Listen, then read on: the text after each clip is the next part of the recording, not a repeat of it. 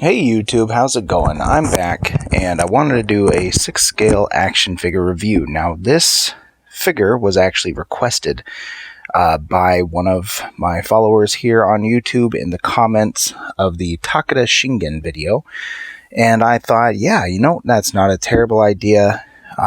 This guy's been sold out for quite a while. He fetches a pretty high price, so I'm sure there's people out there that want to go back and maybe pick him up and want to see if he's really worth it. Now, I will preface this entire video by saying that this is a beautiful figure, bar none. That bright cherry red is so eye-catching on display.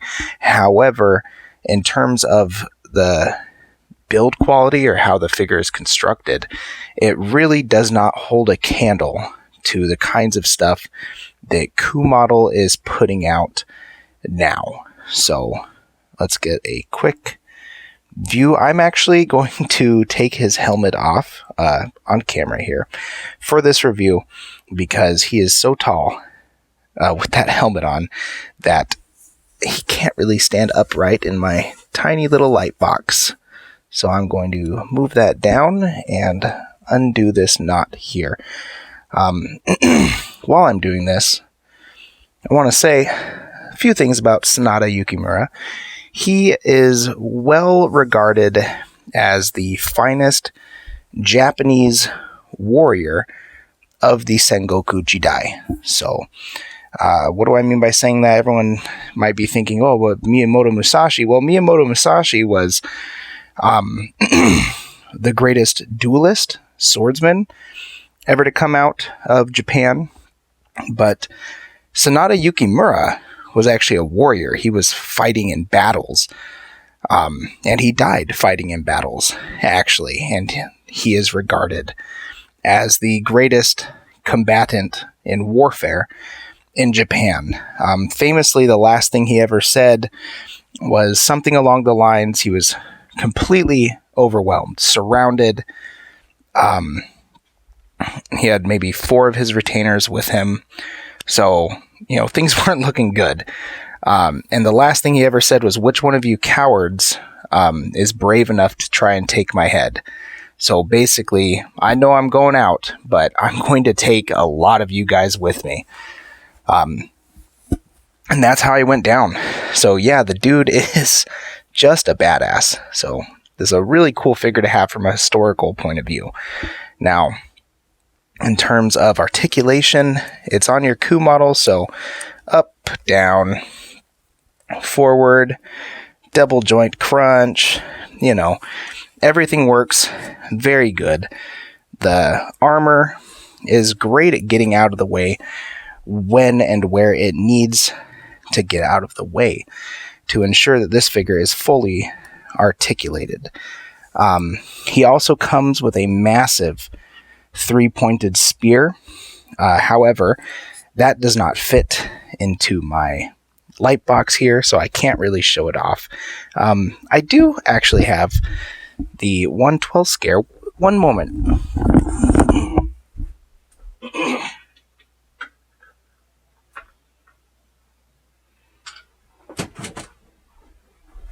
Okay.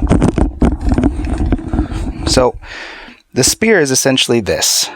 This is from the 1/12 scale Kumodel Sanada Yukimura. Another great figure. But yeah, put that to the side. So, one thing, head sculpt quality is really good.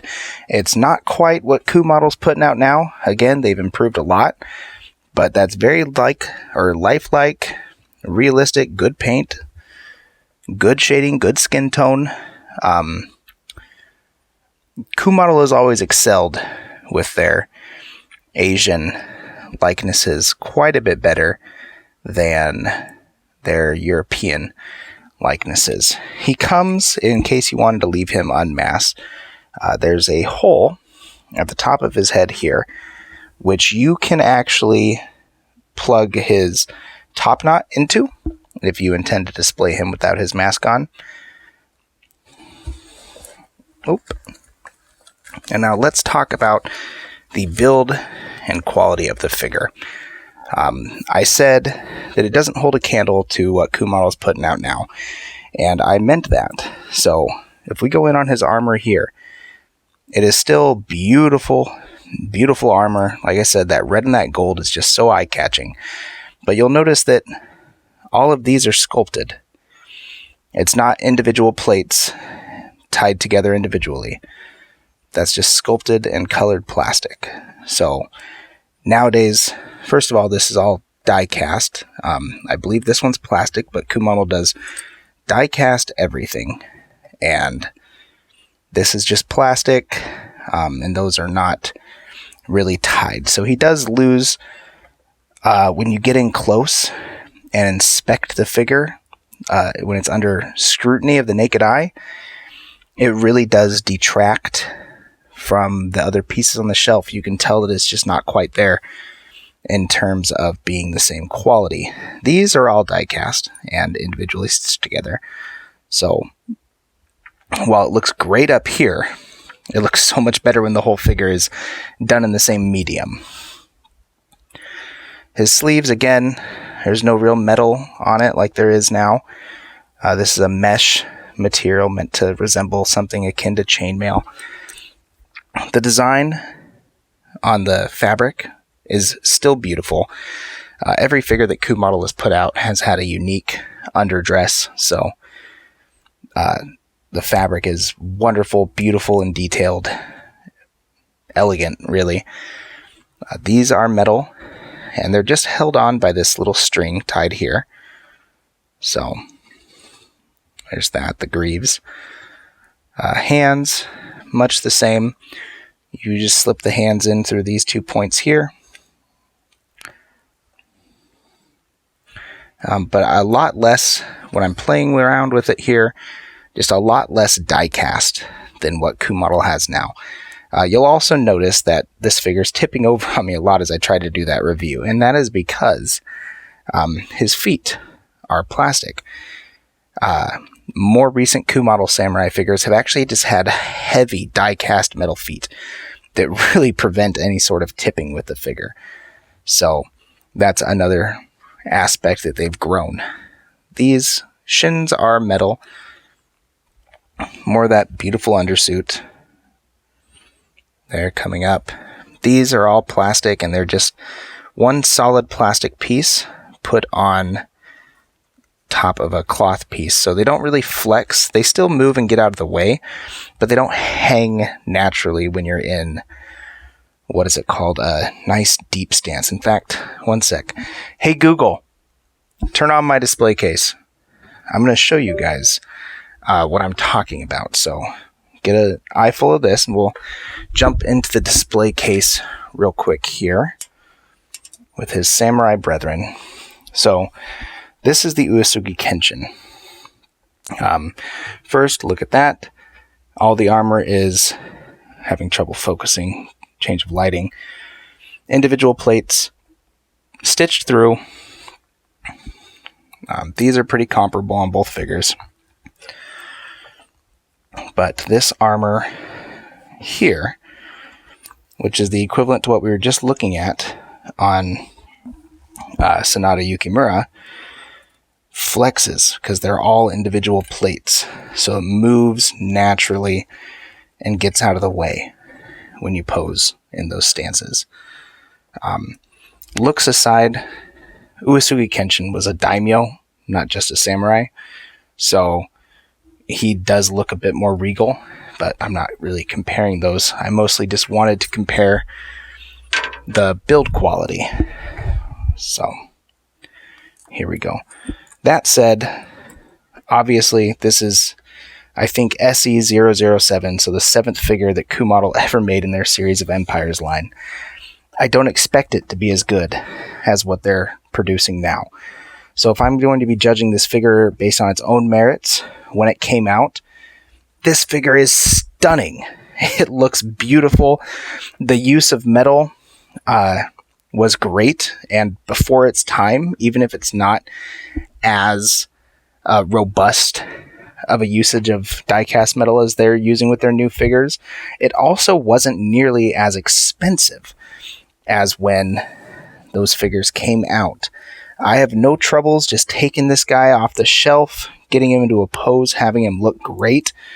It's a bit more easy to maneuver than a lot of their new stuff, and it does not feel quite as fragile.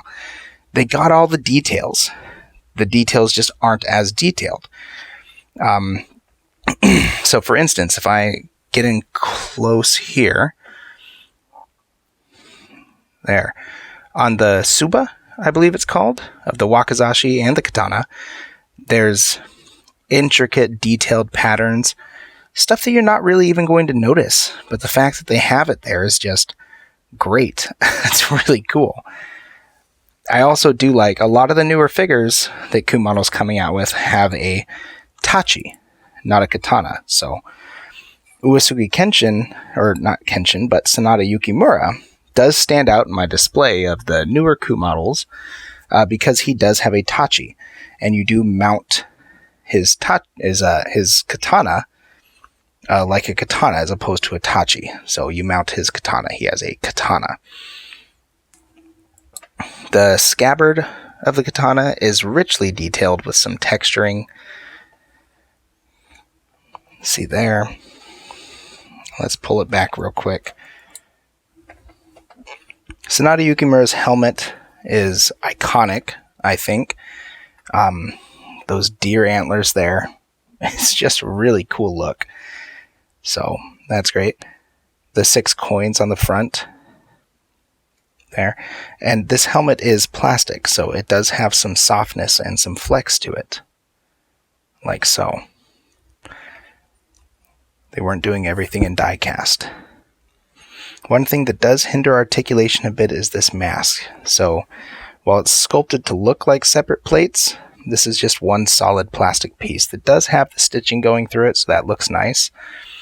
But this doesn't really get out of the way when you're shifting the head side to side, quite like what the newer figures are doing. So, a bit of a hindrance, but not too bad. So, I'm not entirely sure what else you want to know. It's a beautiful figure. I'm glad it's in my collection. Would I have spent aftermarket prices on this guy?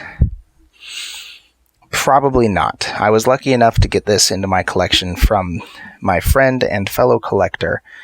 And that's actually what sort of kicked off my wanting to pick up all these awesome samurai figures. But would I spend $400, $500 on it like it's going for on eBay? No, I certainly wouldn't.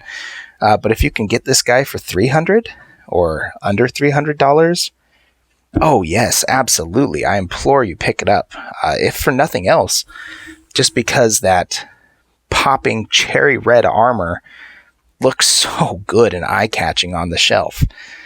So it is a great figure, beautiful figure, very functional figure. Just don't expect it to be up to the same standards as what Kumamoto produces now, because it's not there, and I don't think it is quite as valuable. But if you're a fan of history, if you're a fan of the Sengoku Jidai, Japanese legends, or history, then Sanada Yukimura, he's a cool character. And yeah, if you just want to get a figure of the best that the samurai had to offer, then go for it. I know there's some other third-party Sanada Yukimura figures coming out. I can almost guarantee, even though this guy came out a couple of years ago, that those figures will not be able to hold a candle to this one in terms of build quality. Not a chance. Kumamoto is still the best, followed closely by Pop Toys. So until Kumamoto revisits this guy, which I'm not sure if they're going to, because his look was pretty iconic. It didn't really change a lot through history. He had red armor and the deer antler helmets. That's how he's represented. If they do revisit him, awesome. That's great for collectors. You can pick them up. If Pop Toys makes a historical Sanada Yukimura figure, again, awesome. I would go ahead and say go pick that up. It might be better than this one, only because Pop Toys is on par with Kumodel now. However, I don't know if or when that's ever going to happen. So if it's between spending a little bit less and getting one of the third-party Sanada Yukimuras coming up from 101 Toys, maybe? I don't remember the company. Or Toys Dow, maybe they're doing it. I don't remember. Or just spending a bit more and getting this really high-quality piece, I would say go ahead and hunt down the Kumodel Sanada Yukimura. It is a great figure. It's a beauty to have in the collection. It's eye-catching on the shelf. And it does stand well on its own in display with the newer, more superiorly built Kumodel Samurai figures. It's only under close inspection that you see where some of the details don't quite hold up against those figures, such as the rubber thing on the arms, this breastplate just being sculpted plastic and not stitched die-cast metal plates. But, unless you're having your collection to be that scrutinized, he looks great on display with his fellow samurai. So, all right, that's about as far as I'm going to go. If I missed anything and you have any questions, go ahead and drop them down in the comments. Otherwise, stay happy, stay healthy, and keep on collecting. Bye-bye, YouTube.